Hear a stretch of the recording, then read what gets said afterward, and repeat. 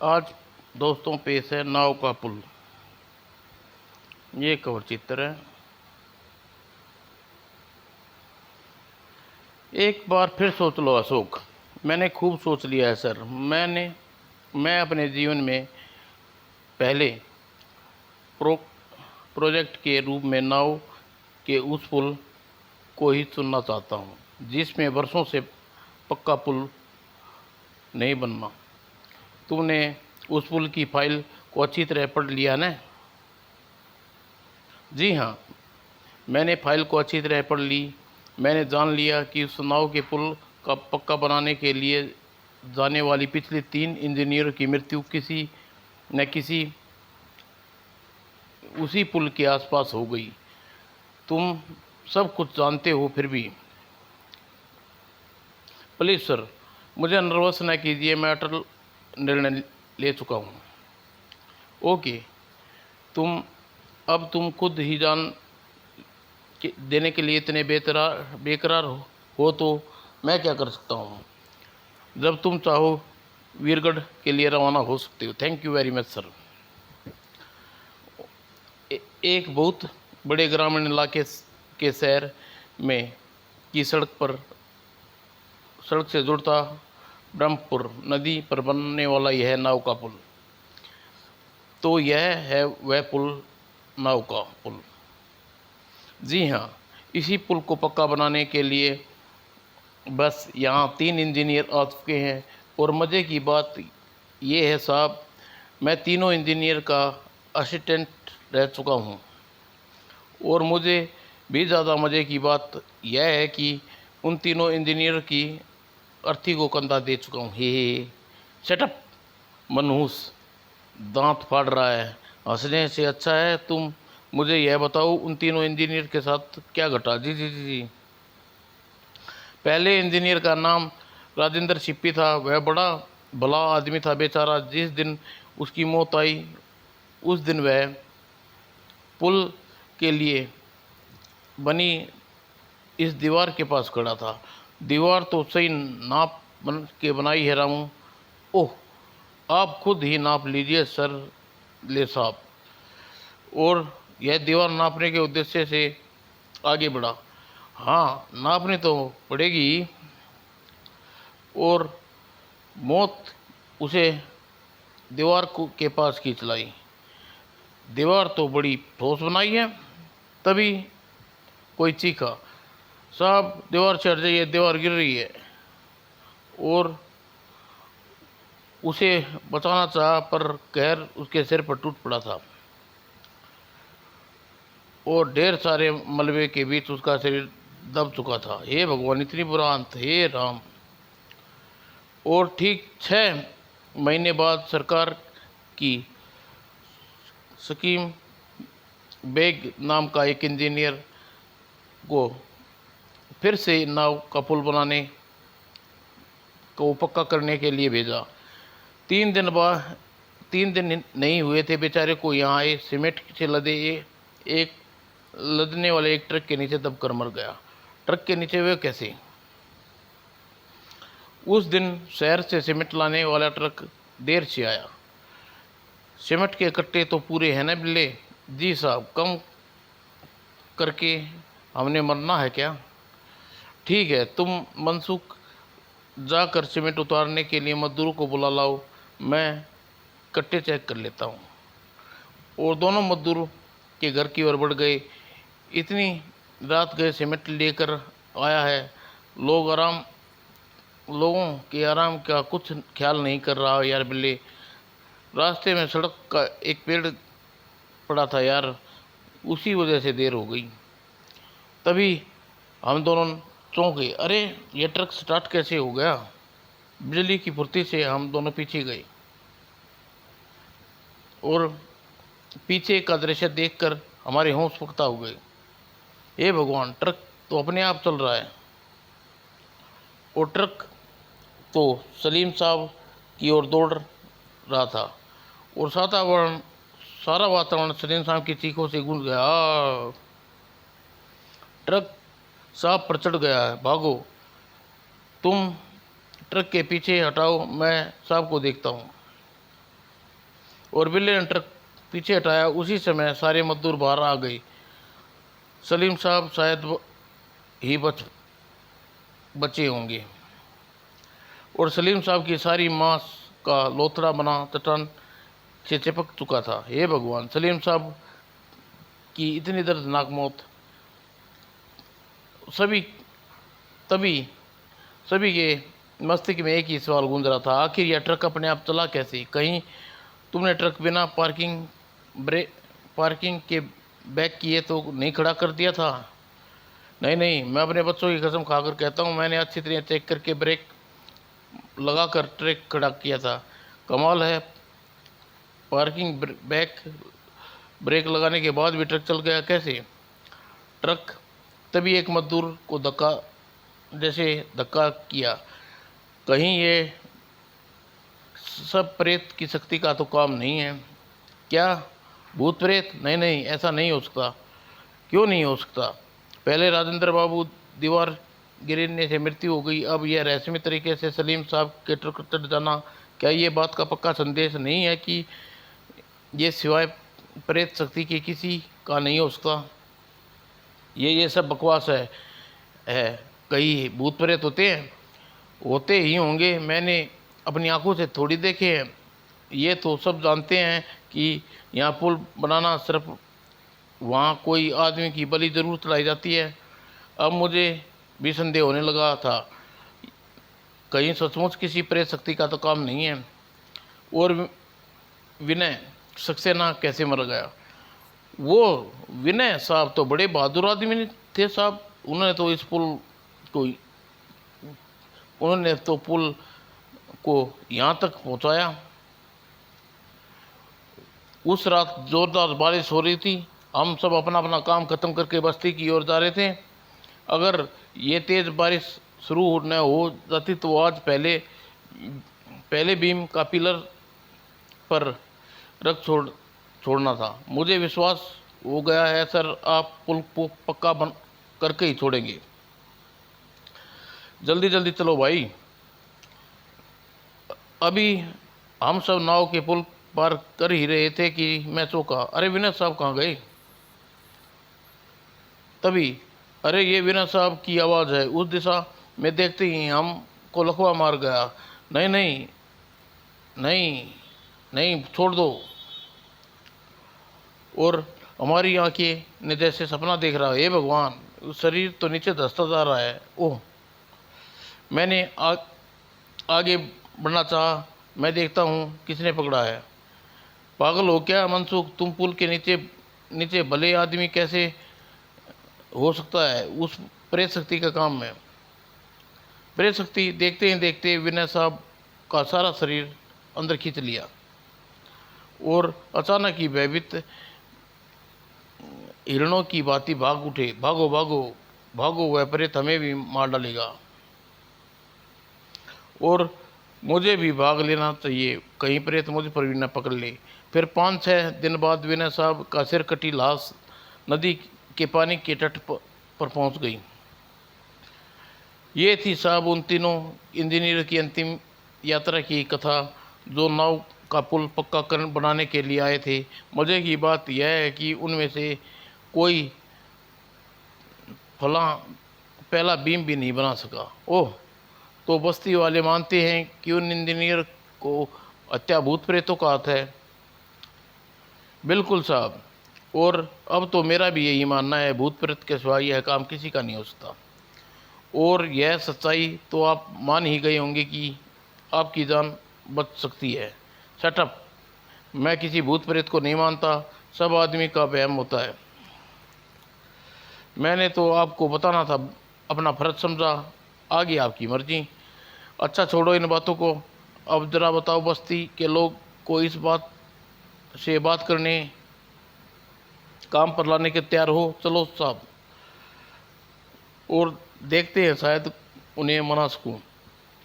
वैसे साहब मजदूरों के पास जाना बेकार है, कोई पुल पर काम करने को तैयार नहीं होगा।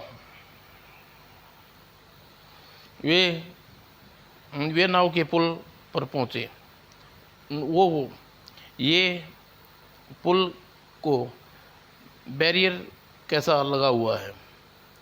ये बैरियर पर पहुँचे चुके थे। यह बैरियर उठाओ भाई, पहले 5 रुपये टोल टैक्स निकालो साहब, ये बैरियर उठेगा। ये टोल टैक्स क्या है भाई? तभी मनसुख बोला, अरे मुरली के आदमी हैं, देख कर टैक्स मांगा कर, जानता नहीं है नए इंजीनियर बाबू हैं, माफ़ करना इंजीनियर साहब, मुझसे गलती हो गई, आप तो हमारे स्टाफ के आदमी हैं, आपसे भला कैसा टैक्स आप जा सकते हैं। तो ये पक्का पुल बनाने के लिए आए हैं। ओह, तो ये इंजीनियर साहब हैं। अरे ओ भीमा, बैरियर हटा दे, साहब की गाड़ी जाने दे। अच्छा, ये सब क्या है मनसुख? ये नए इंजीनियर, ये साहब ठाकुर जय सिंह के आदमी हैं। चूँकि नाव का यह पुल साहब की कृपा से ही बना है, इसलिए उनके आदमी आने जाने वाले को टोल टैक्स वसूलते हैं। इसलिए ये अवैध तरीका सरकार ने इनकी मंजूरी तो नहीं दे रखी। यह बस्ती सरकार से हज़ारों मील दूर है। यहाँ मजबूरी मंजूरी फंजूरी कौन देखता है? कोई बस्ती वाला कुछ नहीं कहता। किसी को कुछ कहकर मरना है क्या? ठाकुर जालिम जय सिंह के सामने सिर उठाना वाले का सिर धड़ से अलग काट कर फेंक दिया जाता है। ओह, तो ये ठाकुर की खुली लूट है। इस तरह ठाकुर पुल से लाखों कमाता है। आप ठीक कह रहे हैं साहब, ठाकुर के जुल्म से लोगों को तभी राहत मिलेगी जब सरकार का पक्का पुल बन जाएगा। थोड़ी देर बाद बस्ती यही बस्ती है, गाड़ी यहीं खड़ी करने दो, आओ पैदल आगे बढ़ते हैं। और बस्ती में ना साहब, हम कहू ना जाही, हम पुल के पास वो जगह भूतवा साहब, वैसे जाकर मरना है नहीं है। हम तो आपको भी सलाह देते हैं कि आप भी यहाँ से चले जाओ, वरना अपनी जान से भी। देखो, मुझे कुछ नहीं होने वाला और ना ही मैं तुम में से किसी को कुछ होने दूंगा। आखिर तुम्हारी बात पर विश्वास क्यों नहीं करते? अरे साहेब, हमें झांसे में देना बेकार है। हमें से कोई पुल पर काम नहीं करेगा, नहीं करेगा। तुम सब डबकोर कायर हो। मैं तो वहाँ अपनी जान खेल कर एक संकल्प लेकर आया था, मगर तुम सब मेरा भ्रम था। तुम उस सब पत्थर हो। मैं आज ही यहाँ से चला जाऊँगा। तुम सब नहीं चाहते कोई भी ठाकुर तुम्हारे जुल्म से मुक्ति दिलाए। तुम नदी को पक्का पुल इसलिए नहीं बनवाना चाहते, इसलिए तुम पिसते रहे, आदत पड़ चुकी है। आओ मनसुख। तभी ठहरो साहेब, तभी एक नौजवान आगे बढ़ा। मैं पत्थर नहीं, मैं आपके साथ पुल पर काम करूँगा। तुम?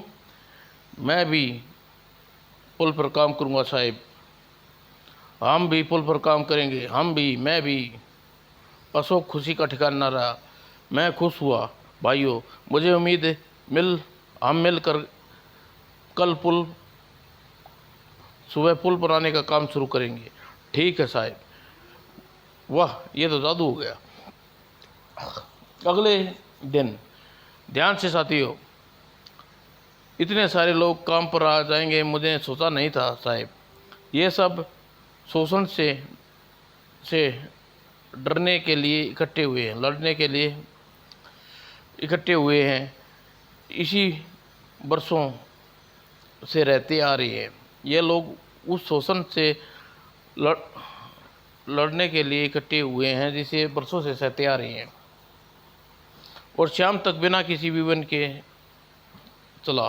शाबाश साथियों, तुम्हारा साथ रहा तो मैं इस पुल को रिकॉर्ड समय पर पूरा कर दिखाऊंगा। सब लाइन लगा लो और उधर जाओ, अपनी अपनी दिहाड़ी लेकर घर चले जाओ। और बाद में अब तुम सब कमरे में जाओ। मनसुख, मैं आराम करना चाहता हूँ। जी साहब। मनसुख के जाने के बाद अशोक कमरे में तभी उसे चौंका, यह आवाज़ कैसी? और वह पलटा इससे पहले कि ओह, मौत गले के निकट लिपटती जा रही है। उफ, अगर इस विषैले दांत मेरे शरीर पर पहुंच जाते तो मेरा बचना संभव था। और पूरी शक्ति लगाकर सांप को गले से अलग किया और खचाक, और वह सांप पकड़े फिरकने की इतनी घुमा। इससे पहले इसे समाप्त करके ही बचा जा सकता है। फटाक। कुछ देर बाद, उफ, इतना भयानक, आज किसी अनजान शक्ति ने मुझे बचा लिया है। तभी मनसुख और मजदूर भागते हुए भीतर प्रविष्ट हुए। क्या हुआ साहब? यह शोर कैसा? आवाज़ कैसी? वो सांप? ओह, यह तो इस इलाके का सबसे जहरीला और ख़तरनाक सांप है। लेकिन मैं अपने कमरे में आया कैसे? लेकिन यह मेरे कमरे में आया कैसे? कहीं ये आपके मारने के लिए प्रेत शक्ति का काम नहीं है। सब बाहर चले गए। ये सांप ऐसे इधर आ निकला होगा। तुम जाओ यहाँ से। किस्मत अच्छी थी, वरना आज अशोक बाबू परलोक सिधार गए होते। चुब्बे, ज़्यादा बकवास मत कर। कमबख्त बिना सोचे समझे बकवास करता है। ये भी नहीं सोचते कि किसी की पैंट भी गीली हो सकती है। और सुबह पुल पर ज़रा ध्यान से साथियों, यह गाटर बहुत भारी है। अरे इधर नहीं, बीम के पल्ले को सेंटर में करो। ठहरो, मैं बताता हूँ। और बीम के नीचे खड़ा हुआ। अब थोड़ा सा पीछे खिसकाओ। ओह साहब, बचो, भीम गिर रहा है। और बिना एक पल गवाए अशोक पूरी तेज छलांग लगा दी। यही वह पल था जहां हजारों टन लोहे का बीम गाटर नीचे गिरा। ओ गॉड, कितना भारी बीम था। अगर मुझ पर गिर जाता तो मेरी हड्डी का सुरमा निकल जाता। यह बीम किसी प्रेत शक्ति द्वारा नहीं, बल्कि इंसानी शक्ति द्वारा गिराया गया है।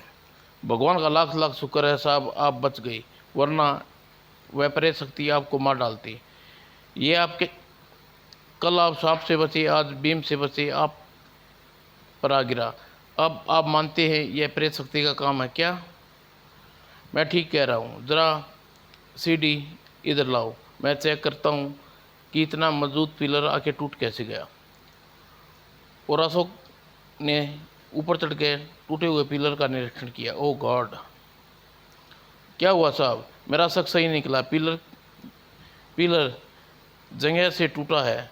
वहाँ सीमेंट भी गीली पड़ी है, लेकिन 4 दिन पहले बने इस पिलर को पूरी तरह सूख जाना चाहिए था।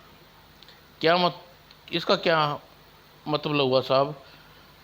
यही कि कोई षड्यंत्र जा रहा है, जिससे यह प्रचलित हो जाए कि यह प्रेत शक्ति से ग्रस्त है। कोई अपने निजी स्वार्थ के लिए इस पुल को बनाने नहीं देना चाहता। लेकिन पिछली जो घटनाएं घटी है, वे घटना इंसान का काम नहीं हो सकती थी। आज इस महान वैज्ञानिक युग में कोई भी ऐसा चमत्कार हो सकता है। तुम भले लोग प्रेत को आसानी से प्रेत शक्ति का कारनामा समझ सकते हो। ओह, लेकिन ऐसा कर कौन रहा है? कोई तो है। मुझे उम्मीद है जल्दी उसका पता लगा लूँगा। और शाम को आओ मनसुख, पास के कस्बे में ज़रूरत का सामान खरीद लाते हैं। चलिए साहब। और पुल पर चल पड़े। अचानक ही, अरे ओह, जीप का पहिया गड्ढे में फंस गया। तुम स्टीयरिंग संभालो मनसुख, मैं पहिए को गड्ढे से बाहर निकालने की कोशिश करता हूँ। और नीचे चौका। ओह, पुल के गड्ढे नहीं, लेकिन सुबह तो यह गड्ढा नहीं था। अचानक ही, अरे ओह, यह कौन है? पैर पकड़कर मुझे नीचे खींच रहा है। हे भगवान, अशोक बाबू को नाव कि पुल वाले भूत नीचे खींच रहे हैं। और अचानक ही मनसुख के पंख लग गए। मुझे भाग लेना चाहिए वरना प्रेत मुझे भी नहीं छोड़ेंगे। और वो चीखते हुए बस्ती में प्रवेश किया। अशोक बाबू को भूत ने मार डाला। अशोक बाबू को भूत ने मार डाला। अशोक बाबू को मारे गए। हमने उन्हें कितना मना किया था, आखिर प्रेत शक्ति ने उन्हें मौत की नींद सुला ही दिया। अशोक की लहर पूरी बस्ती में फैल गई। अब कोई नाव के पुल पर पक्का बनाने नहीं आएगा। अब्दुल चाचा, अब आधा पक्का ही पुल कभी पूरा नहीं होगा। और ठाकुर जसवंत की हवेली में, हाँ, इस इंजीनियर की मौत के बाद कोई भी इंजीनियर इधर का रुख नहीं करेगा। हाँ, अब हमारा नाव का पुल अमर रहेगा। हमारी आने वाली 7 पुश्तें कमा कमा खिलाएगा। हाँ। और अचानक ही आवाज़ की हिंसा को ब्रेक लगे। ऐसा कभी नहीं होगा ठाकुर साहब। हाँ, मैं हैरत हो रही है कि मुझे जिंदा देखकर, क्योंकि मैं तुम्हारे विचार से अब तक मुझे यमराज के दरबार में होना चाहिए था। तुम्हारी प्रेत शक्तियों ने तो तुम्हें पुल के नीचे खींचकर हमारा खींच ही लिया था, मगर मुझे ख़त्म नहीं करना चाहते थे। मगर मुझे मालूम था कि इस बार उनका पाला किसी शैतान से पड़ा है। और मुझे मारना इतना आसान नहीं है कुत्तों। तुम जैसे भूतों को छेड़ना अच्छी तरह जानता हूँ। तड़ाक डिश आठ थड़क। और ज़रा चेहरे से अपना नकाब हटाइए प्रेत मास से। ओह मुरली, ओह, तो तुम हो प्रेत बनकर इन इंजीनियर की हत्या करते हो। बोलो, ये किसके कहने पर? नहीं नहीं, मैं नहीं बताऊंगा, वो मुझे मरवा डालेगा। अगर तुम मुझे नहीं बताओगे तो मैं तुम्हें मार डालूंगा। बता कौन है? मैं दोबारा पानी में डुबकी खिलाता हूँ। और इससे पहले ठाकुर जय सिंह, ठाकुर जय सिंह। ओह हाँ, ठाकुर जय सिंह ने ही मुझे इस सब हत्याएं इस तरह करवाई हैं कि वे किसी प्रेत शक्ति का काम लगे। इससे पहले इंजीनियर राजन को ऊपर मैंने अपने साथियों से धक्का देकर गिराई थी और दीवार गिरते ही सब भाग गए थे। और दूसरे इंजीनियर को, सलीम को, अपने ट्रक पर चढ़ते समय नीचे ट्रक बैठ कर ड्राइव किया। और जैसे ही सलीम पर चढ़ा और अंधेरे का लाभ उठाकर फौरन भाग गया। और तीसरे इंजीनियर को हमने बिल्कुल उसी जगह पर टांगे पकड़ कर रखा और फिर उसकी गर्दन काट दी और नदी में बहा दिया। तुम्हें कमरे में वह जहरीला सांप हमने छोड़ा था और पिलर को तोड़कर हमने दोबारा इस तरह बनाया कि भारी बीम रखते ही टूट जाए। ये सब तुमने इसलिए कराया कि ठाकुर साहब, तुम लोगों को यह प्रचलित होना हो जाए कि तुम नाव के पुल से बनाया पक्का पुल प्रेत शक्ति से ग्रस्त हो गया। तुम चाहते हो यह यहाँ पुल न बने, क्योंकि अगर यहाँ पक्का पुल बन जाता है तो तुम अपने नाव के पुल के लाखों रुपये टोल टैक्स के रूप में नहीं वसूल सकोगे। क्यों? यही बात है ना ठाकुर साहब? अचानक बिजली की फुर्ती से ठाकुर जसवंत ने रिवॉल्वर बाहर निकाला। हाँ, यही बात है। मैंने उन तीनों इंजीनियर को मरवाया है और अब तुम भी मारने के लिए तैयार हो जाओ। और इससे पहले खुदा का नाम ले लो इंजीनियर। तभी दाएं दाएं। Hands up Thakur Jaswant. Thank you inspector साहब। पुलिस, माफ़ करना ठाकुर साहब, मैं आपको यह बताना भूल गया। मैंने शहर से पुलिस बुलाकर आपके सारे चमचे गिरफ्तार करवा दिए हैं। ओह, पुलिस आपको गिरफ्तार करने पहुंच गई है। चलो ठाकुर, अब जेल में बाकी ज़िंदगी जेल में गुजारना। और फिर सचमुच रिकॉर्ड समय में नाव का पुल की जगह एक विशाल पुल, पक्का पुल बनाया गया। तालियां। ये सब संभव हो चुका ये सब तुम्हारी वजह से संभव हुआ अशोक बेटे। मुझे तो आप सब गांव वालों का आभारी होना चाहिए अब्दुल तथा अगर आप सब मदद न करते तो यह पुल कभी बनने को हरगिज़ कामयाब ना होता। समाप्त दोस्तों।